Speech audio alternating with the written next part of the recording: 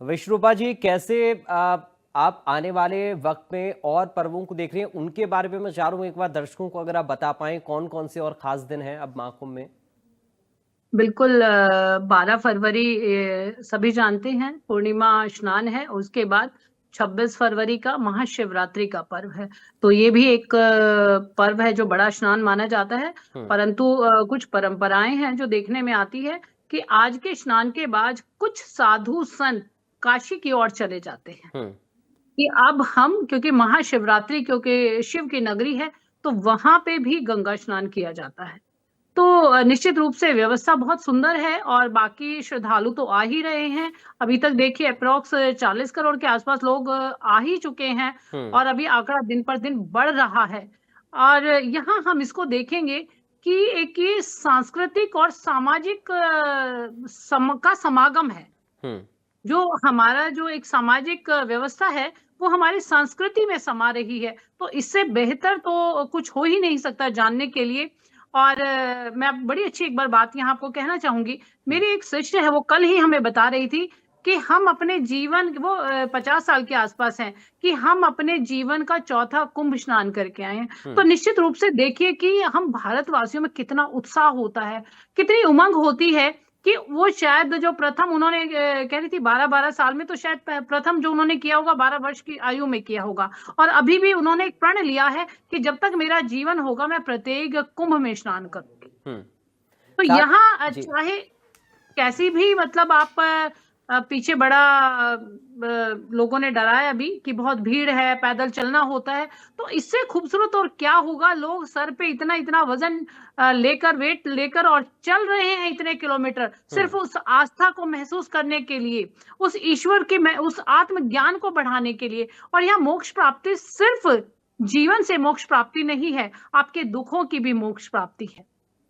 पाप कोई आपके शरीर पर नहीं लगे हुए, परंतु यहाँ हृदय परिवर्तन का समय है। तो इसीलिए लाखों करोड़ों लोग यहाँ आ रहे हैं। निश्चित रूप से इससे बड़ा भारतवर्ष में क्या विश्व में कोई पर्व नहीं है।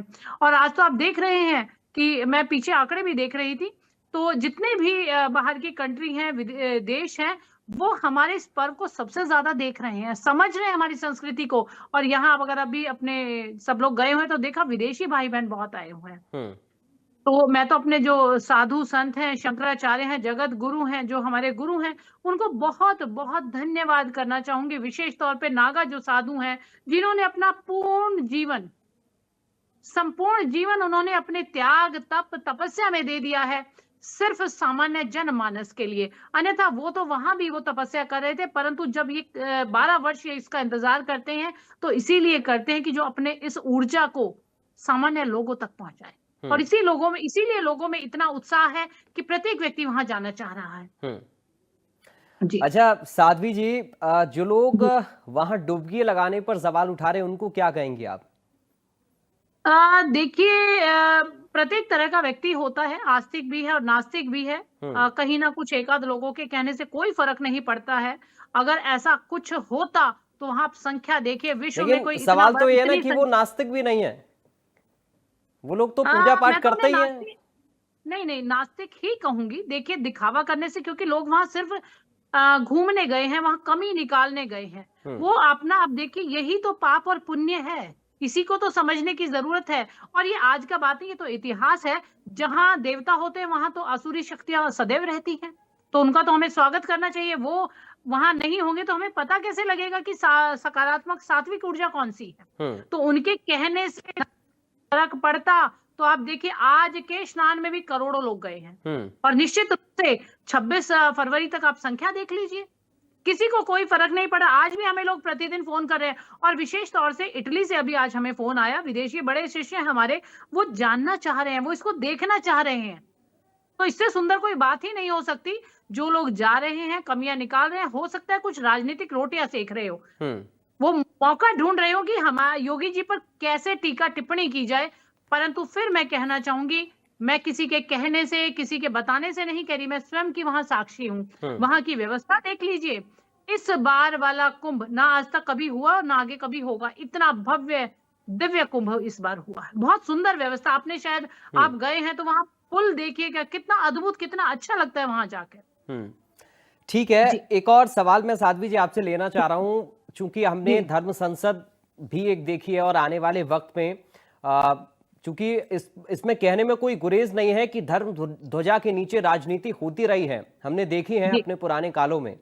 तो जी, जी। कैसे देख रही है, सनातन बोर्ड की मांग उठ रही है? बिल्कुल, निश्चित रूप से वो ज़रूरत है आज के समय की। आज का जो हम माहौल देख रहे हैं, उसके लिए सनातन बोर्ड होना अवश्य है। और आपने जैसे बात कही है कि देखिए, ये तो हमेशा से रहा है, ऐसा कोई नई बात नहीं है। हम्म। राजनीति में धर्म की आवश्यकता होती है, परंतु धर्म में राजनीति नहीं होनी चाहिए, इस बात का ध्यान रखना चाहिए। हम्म। क्योंकि सदैव से एक राजा के पास गुरु हुआ करता है, बिल्कुल। परंतु जब धर्म में राजनीति आ जाएगी तो कहीं ना कहीं गड़बड़ वाली बात है। तो सनातन बोर्ड की आज के समय में बहुत आवश्यकता है। आप कहीं भी अगर हमारे मंदिरों को देख लीजिए, सबसे बड़ा मुद्दा तो मंदिर ही है। साथ ही साथ हमारे आज के समय में जो युवा लोग हैं और जो यहाँ आकर भी, हम्म। कुंभ में आकर भी अगर कोई नकारात्मक बात कर रहा है, तो ऐसे लोगों को बदलने के लिए, क्योंकि कहीं न कहीं कोई छोटी जो हमारी एक कमी रही है, चाहे वो आर्थिक समस्या लोगों को हो, क्योंकि धर्म परिवर्तन बहुत हो रहा है और इसी रूप में हमारी बच्चियाँ भी सेफ नहीं हैं। हम्म। हमारे मंदिरों की भी हालत आप देख सकते हैं, तो ये हमारा हक बनता है। सनातन बोर्ड कोई ऐसा नहीं है कि कोई जानबूझकर माँग रही है, ये हमारा है ही, ये हम्म। होना ही चाहिए। हम्म। कोई हम नई चीज़ नहीं बोल रहे हैं, ना हम वक्फ बोर्ड के एवज में बोल रहे हैं। ये तो सदैव से होना चाहिए। ये तो उसी समय बन जाना चाहिए था जब भारत-पाकिस्तान का विभाजन हुआ था।